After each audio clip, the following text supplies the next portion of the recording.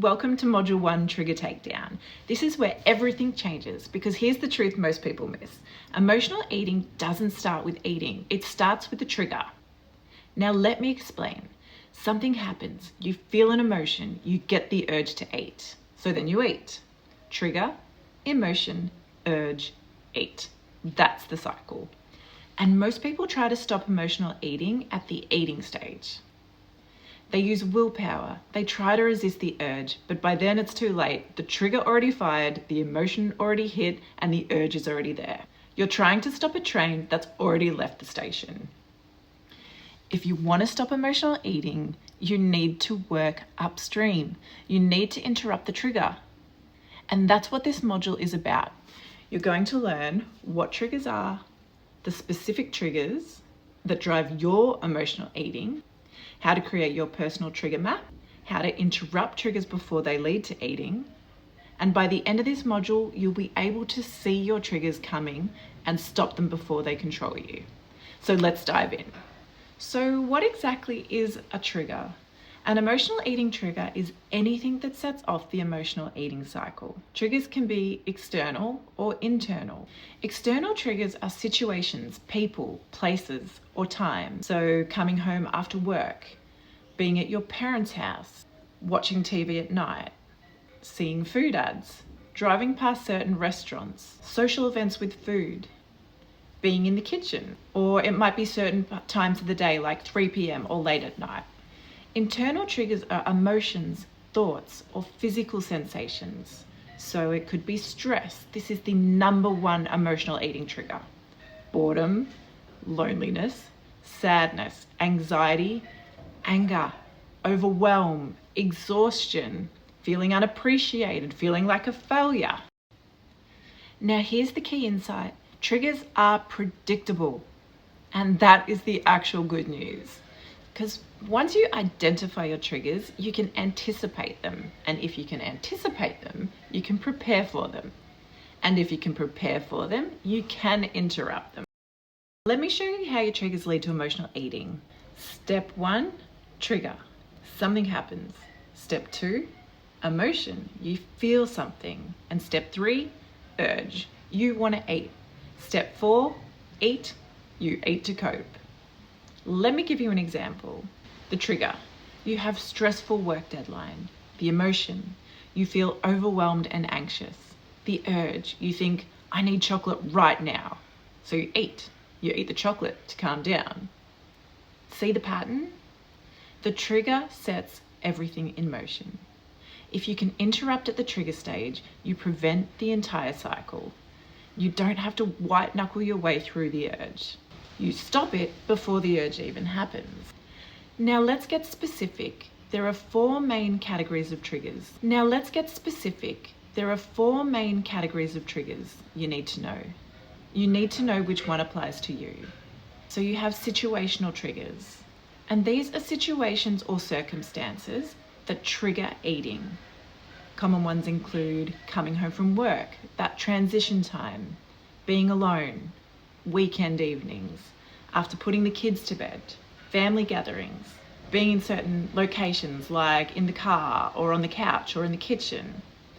Think about it. Is there a specific situation that always leads to emotional eating for you? Maybe it's Sunday evenings, maybe it's after a hard day, and maybe it's when you're alone.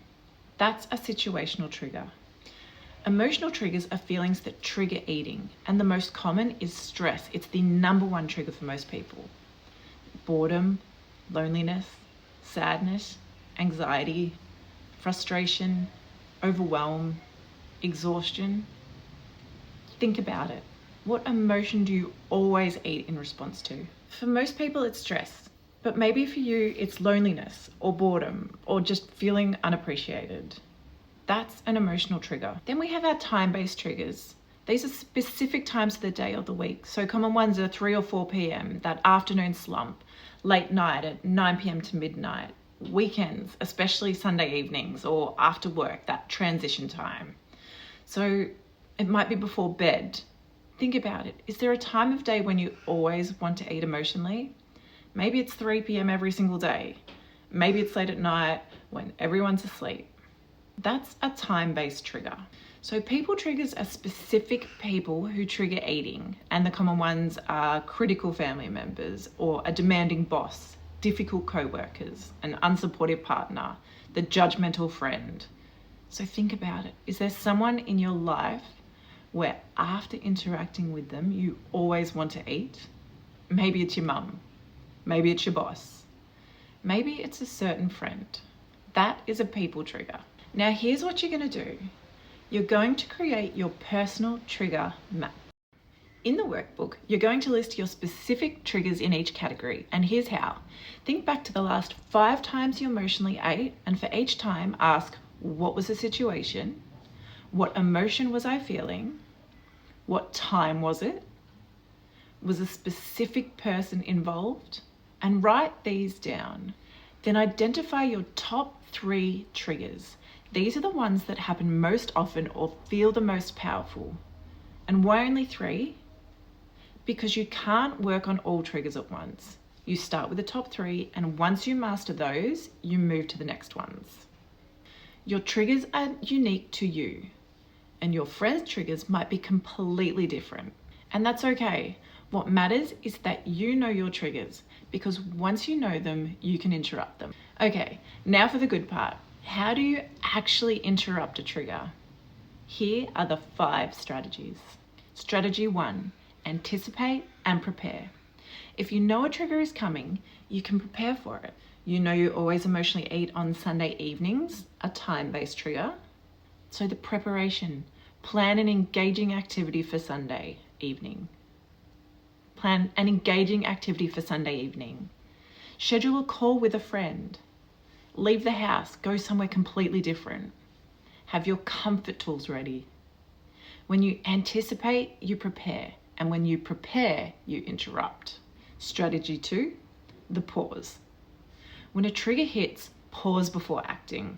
The 10-second pause. 1, notice I just got triggered, I want to eat. 2, name it. My trigger is stress, I'm feeling overwhelmed. Choose, do I want to eat or use a different tool? This pause interrupts the automatic cycle. Instead of trigger, eat, you get trigger, pause, conscious choice. Strategy 3, use a different tool.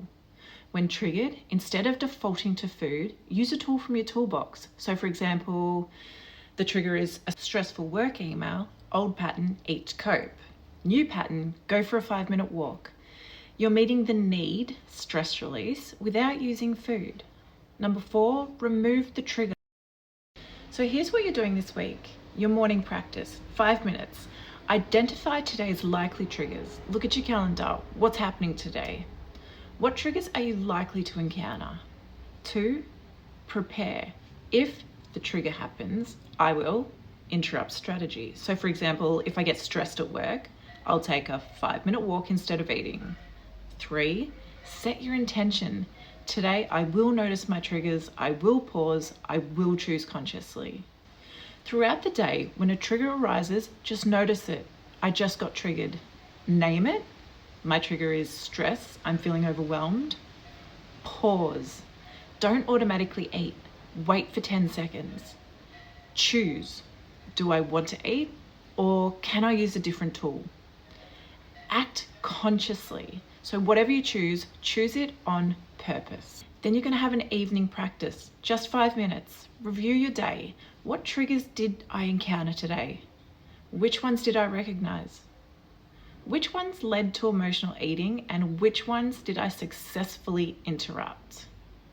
What did I learn? Celebrate all the wins. Learn from your slip-ups and adjust for tomorrow. Okay, beautiful. So here's your homework for this week. 1, create your personal trigger map. List your triggers in all the 4 categories. Identify your top 3. And 2, practice the 10-second pause. When you get triggered, pause before acting. Notice, name, choose. 3, track your triggers. Use the workbook to track your triggers daily. What triggered you? Did you recognize it? Did you emotionally eat? And 4, celebrate awareness. Right now, you might not be able to interrupt every single trigger you have, and that is entirely okay. Just notice them. This is progress. Awareness comes before change. And just remember, you're not trying to be perfect. You're trying to be aware. Once you see your triggers, you have power over them. They don't control you anymore. So let's do this together.